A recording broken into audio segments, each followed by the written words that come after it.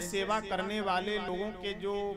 पाप अपराध होते हैं, उस यज्ञ में जो विघ्न बाधा डालने वाले हैं उनके पास में वे सारे पाप चले जाते हैं। तो इसलिए किसी भी यज्ञ में यदि हम